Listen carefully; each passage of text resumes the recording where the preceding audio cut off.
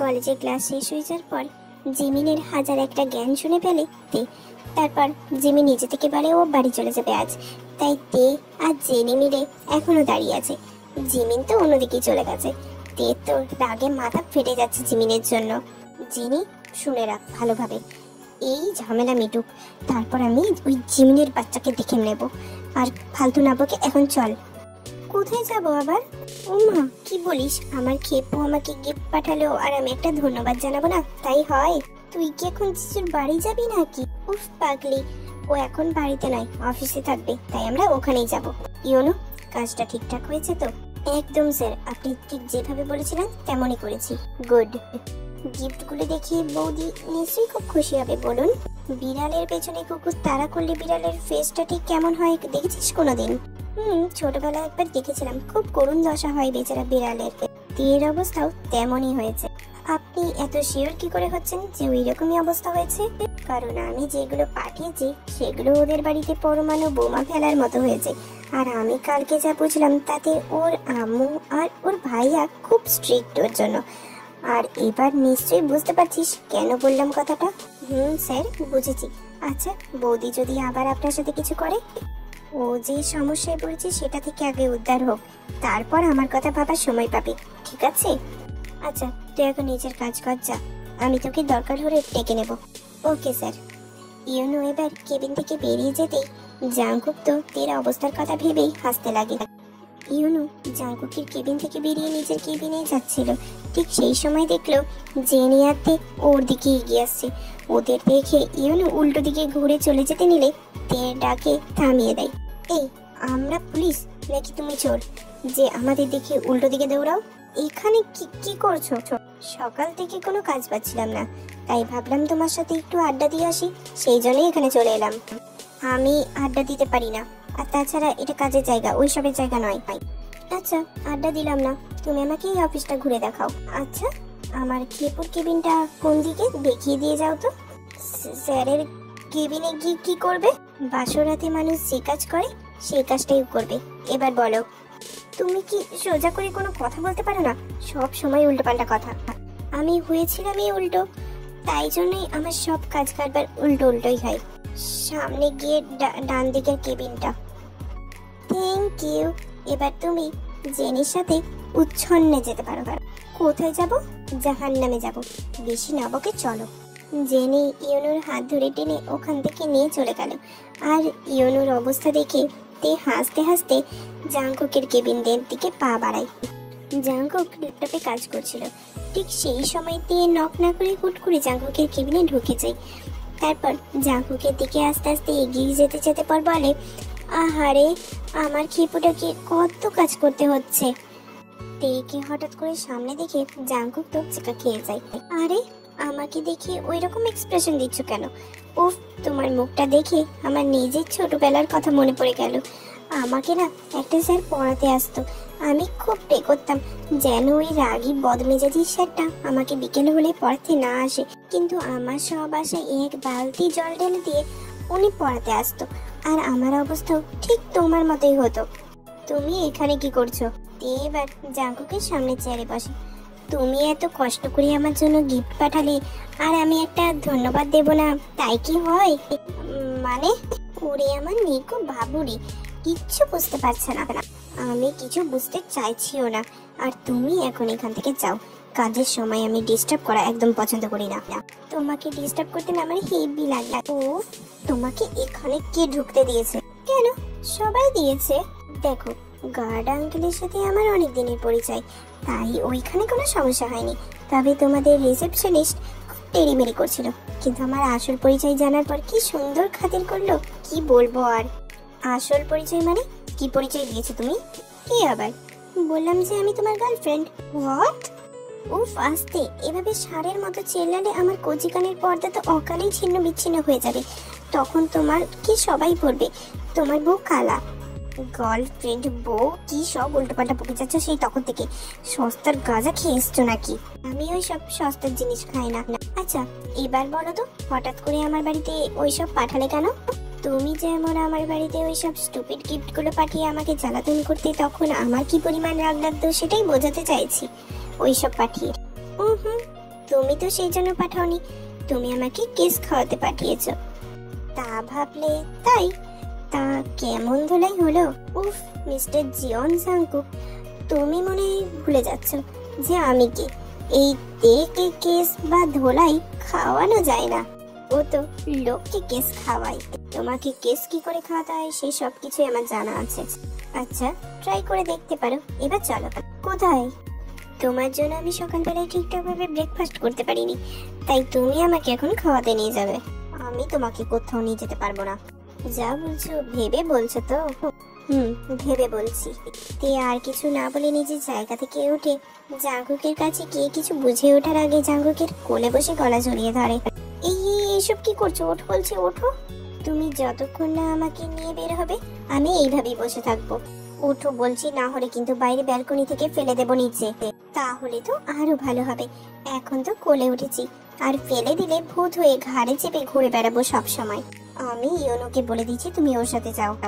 না না না, ইয়োনো তো আসতে পারবে না। কেন, কি করেছো ওর সাথে? ইস, আমি কিছু করিনি, তবে জেনে কিছু করেছি কিনা আমি জানি না। কি? আমার ভোলা ভালা ভাইটাকে তুমি ওই জেনির হাতে তুলে দিয়ে এসছো? এবার জাঙ্কুকের গাল টেনে পর বলে, এইভাবে বলো না। আমার ঠাকুরপোকে আমি কি বিপদে ফেলতে পারি বলো? জেনি ওর জন্য আস্ত একটা বিপদ, আর তুমি সেই থেকে আমার কোলে উঠে বাচ্চাদের মতো পা দোলাচ্ছ কেন? ওটু বলছি, আগেই বলে দিয়েছি ঘুরতে নিয়ে যাবে। একটু আগে তো বলছিলে রেস্টুরেন্টে যাবে, আর এখন বলছো ঘুরতে যাওয়ার কথা। করতে কে এলো? আরে বাবা, একটা কথা শোনেনি? খেতে পেলে শুতে চাই, আর আমি খেতে পেলেই ঘুরতে চাই। নাও এবার চলো, ওঠো। কোল থেকে না নামলে যাব কি করে?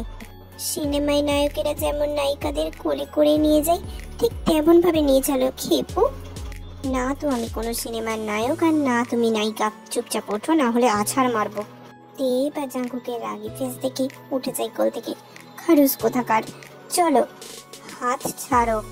দেখো এখন শুধু হাত ধরেছি, বেশি ট্যান্ডায় ম্যান্ডায় করলে কিন্তু আমি জাপটে জড়িয়ে ধরবো। তখন কিন্তু লোকে আমাদের দেখতে পারবে আমরা অফিসে নয়, হানিমুন করতে মালদ্বীপে এসেছি। আর কি করার, এর হাত ধরা অবস্থাতেই জাঙ্কুক ওকে নিয়ে বেরোলো। যে স্যার কাজ ছাড়া কিছু বোঝে না, এমনকি মেয়ে এমপ্লয়ীদের দিকে ফিরেও তাকায় না, সে একটা মেয়ের হাত ধরে হাঁটছে দেখে অনেকজনের তো সেন্সলেস হওয়ার মতো অবস্থা।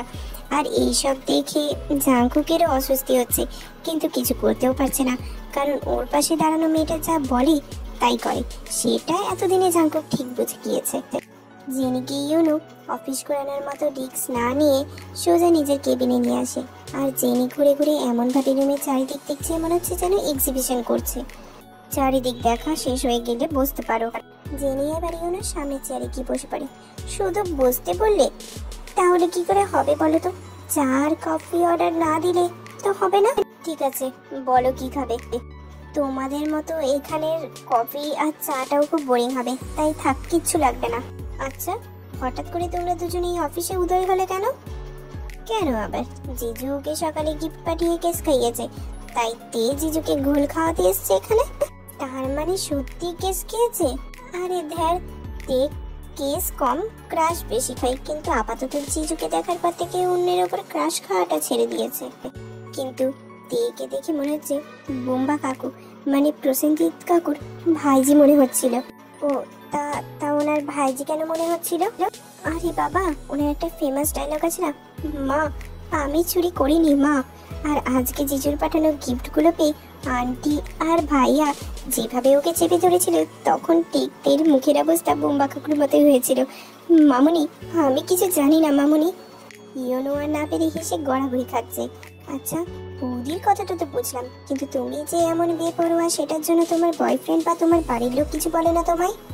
ওইসব বয়ফ্রেন্ড নামক কুটকু ঝামেলা আমি রাখি না, আর বাড়ির লোক আমায় মেরে কেটে ঠিক করতে পারেনি বলে হাত তুলে দিয়েছে বেচারা ফ্যামিলির লোক। তুমি বলো, কপিস গার্লফ্রেন্ড আছে, আমি ওসব করি না। ইস, সত্যি তো আমার মাথায় কিচ্ছু নেই, না হলে তোমার মতো ছেলের গার্লফ্রেন্ড থাকবে এটা আবার জিজ্ঞেস করি? আমার মতো ছেলে মানে বোরিং, ক্যাবলা, আরো অনেক কিছু আছে, পরে মনে করে মেসেজ করে বলে দেবো না হয়। আমি ওই রকম বলে যদি আমার গার্লফ্রেন্ড না থাকে তাহলে তুমিও তো তাই, সেই জন্য তোমারও বয়ফ্রেন্ড নেই। কি বললে তুমি? সত্যি কথা। আর একবার উল্টো পাল্টা কিছু বললে না, কেলিয়ে দেওয়ালে ঝুলিয়ে রেখে দিয়ে যাব। ইস, কি ভাষা ছিরি। এইটুকু শুনেই এমন করলে? বাকি যা যা জানি সেগুলো শুনলে তো তোমার কান দিয়ে রক্ত বের হয়ে যাবে মনে হয়। থাক, আমার কান দিয়ে রক্ত বের করতে হবে না। ঠিক আছে, রক্ত দেখলে আমার মাথা ঘোরে, সেই জন্য আমি ছেড়ে দিলাম। ঠিক এমন সময় জেনির ফোনে তের মেসেজ আসে যে ওরা কোন রেস্টুরেন্টে আছে সেটা বলা আছে, আর ওদেরও যেন ওখানে চলে যেতে পারে। চলো চামচিকে, তোমাকে তোমার বস ডাকছে। কোথায়? মরতে। আমার এত তাড়াতাড়ি মরার কোনো ইচ্ছে নেই, তুমি একাই যাও। ধুর ব্যাং, তাড়াতাড়ি রেস্টুরেন্টে চলো তো, সেখানে তে আর জিজু আছে, আমাদেরও যেতে বলেছে। রেস্টুরেন্টে কি করছে? বেলি ড্যান্স করছে। এবার যাবে নাকি তোমাকে নাগিন ড্যান্স করাবো? না না না, চলো চলো। এবার দুজন মিলে তের বলা রেস্টুরেন্টের উদ্দেশ্যে রওনা দেয়। তারপর চারজন মিলে টুকটাক খাওয়া দাওয়া করে জেনি আর তে চলে গেল, আর ইউনু আর জাংকুকও চলে যায় অফিসে। জেনি আর তে জিমিনের রুমে বসে আছে, জিমিনের দিকে গোয়েন্দার মতো করে তাকিয়ে, আর জিমিন বেচারি তো কাচুমাচু মুখ করে বসে আছে। এই কি কি হয়েছে? তোরা দুজন এইভাবে তাকিয়ে আছিস কেন আমার দিকে? তুমি বুঝতে পারছো না তাই না? না।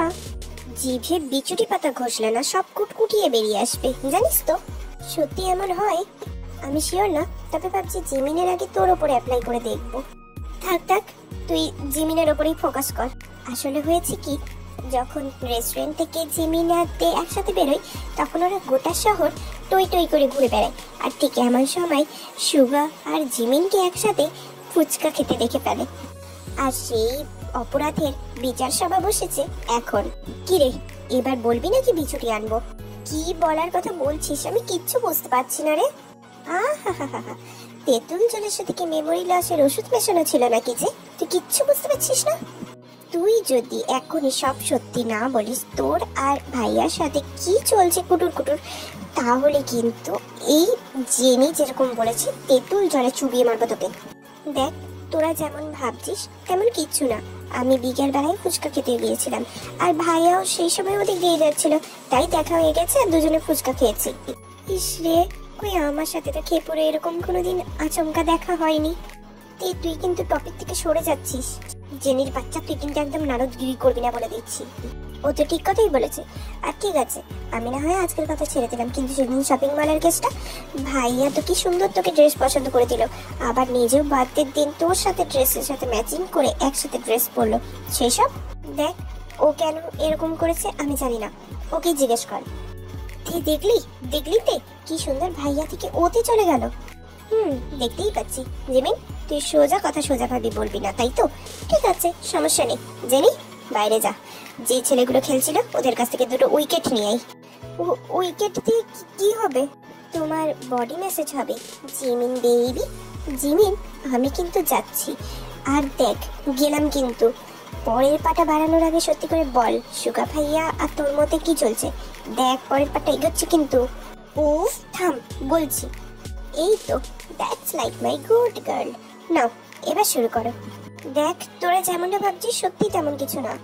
জেনি, যা তো নিয়ে আয়। আরে আরে, আমাকে পুরোটা বলতে তো দে। বল।